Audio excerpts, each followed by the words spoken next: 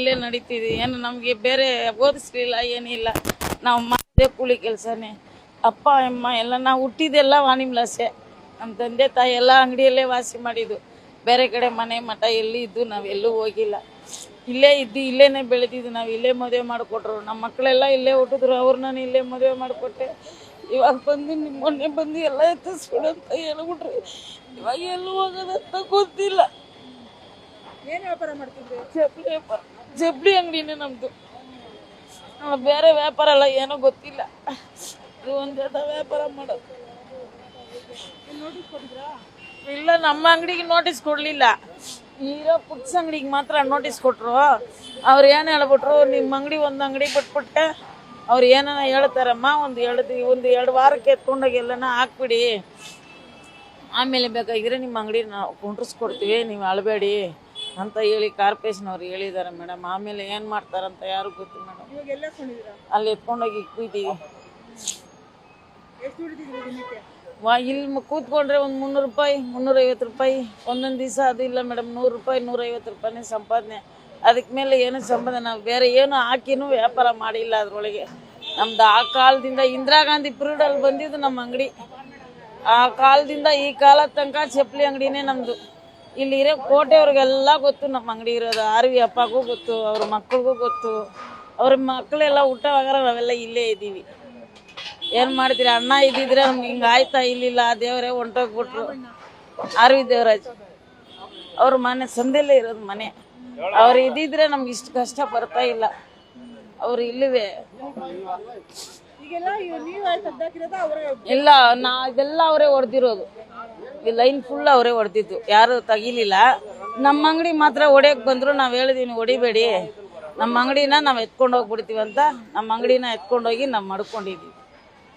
ಸ್ವಲ್ಪ ಎಲ್ಲಿ ಜಾಗ ಕೊಡಲಿಲ್ಲ ಮೇಡಮ್. ಅವರು ಸಾಹೇಬ್ರು ಗುರ್ತಿರೋರು.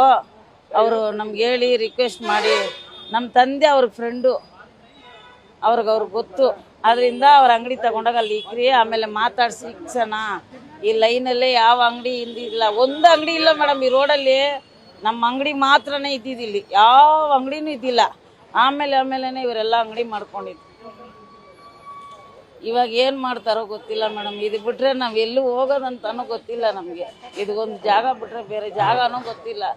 ಎಲ್ಲೂ ಹೋಗಿ ನಾವು ವ್ಯಾಪಾರನೂ ಮಾಡಲ್ಲ.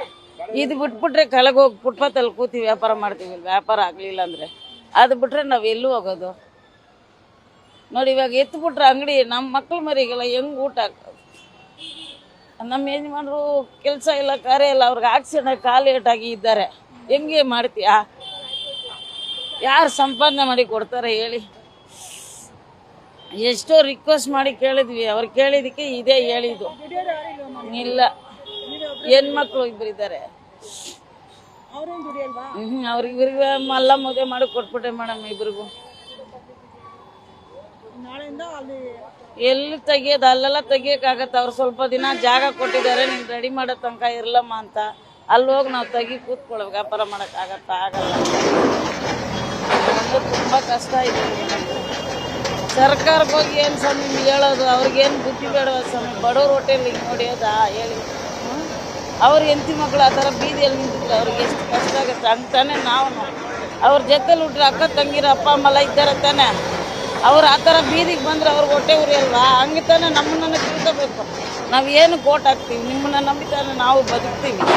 ಈ ಥರ ಮಾಡಿಬಿಟ್ರೆ ಹೆಂಗೆ ಮೇಡಮ್ ಹೇಳಿ ನೀವು?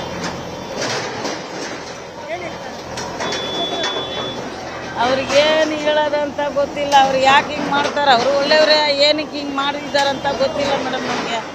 ಆದರೆ ಅವರು ಇದೆಲ್ಲ ಎತ್ತಕ್ಕೆ ಮಾಡಿದ್ರು, ಇಲ್ಲ ಮೇಲಿಂದ ಆರ್ಡ್ರ್ ಬಂತು ನಮ್ಗೆ ಗೊತ್ತಿಲ್ಲ. ಆದರೆ ನನಗೆ ಒಂದು ಮಾತ್ರ ಗೊತ್ತಾಗತ್ತೆ ಮೇಡಮ್, ಅವರು ಮೇಲೆ ಸೆಂಟ್ರಲ್ಲಿ ಏನು ಆರ್ಡ್ರ್ ಆಗಿರ್ಬೋದು ಅಂದರೆ ಎಲ್ಲೆಲ್ಲಿ ಪಬ್ಲಿಸಿಟಿ ಆಗುತ್ತೆ, ಜನಗಳಿಗೆ ತೊಂದರೆ ಆಗತ್ತೆ, ಅದು ಮಾತ್ರ ಎತ್ತಂತ ಆರ್ಡ್ರ್ ಕೊಟ್ರಂತೆ. ಈ ಅಪ್ಪ ನಮ್ಮ DK ಸಾಹೇಬರು ಬೇಡ, ಇವ್ರು ಅವ್ರು ಮಾತಾಡಿ ಸೈನ್ ಮಾಡ್ಕೊಂಡು, ಇಲ್ಲಪ್ಪ ನಾನು ಇರೋದು 1.5 ವರ್ಷನೋ 2 ವರ್ಷನೋ, ತಿರ್ಗಾ ನಾನು ಆಚೆಗೆ ಬರಲ್ಲ, ನಾನು ಒಂದೇ ಸರಿ ರೋಡೆಲ್ಲ ಕ್ಲೀನ್ ಮಾಡಿಬಿಡ್ತೀನಿ ಅಂತ ಒಂದೇ ಸರಿ ಮಾಡಿಬಿಟ್ಟು ಪರವಾಗಿಲ್ಲ. ಅವ್ರ ಹೆಂಡ್ರ ಮಕ್ಕಳೆಲ್ಲ ಹೊಟ್ಟೆ ತುಂಬ ಊಟ ಮಾಡಿ ಮಣಗಲಿ, ನಾವು ಹೆಂಗನ ಹಾಳಾಗಿ ಹೋದ್ರೆ ಪರವಾಗಿಲ್ಲ. ಅವ್ರಿಗೇನೈತೆ ಹೇಳಿ? ಅವ್ರು ಮಾಡಿಸಿರೋದಿಲ್ಲ, ಇದು ಸೆಂಟ್ರಲಿಂದ ಆರ್ಡರ್ ಬಂದಿದೆ. ಅವ್ರನ್ನ ನಾವು ಬೈಯಕ್ಕೆ ನಮ್ಗೇನು ಆಗ್ತೈತೆ ಮೇಡಮ್, ಅದೆಲ್ಲ ತಪ್ಪು, ಬೈಬಾರ್ದು.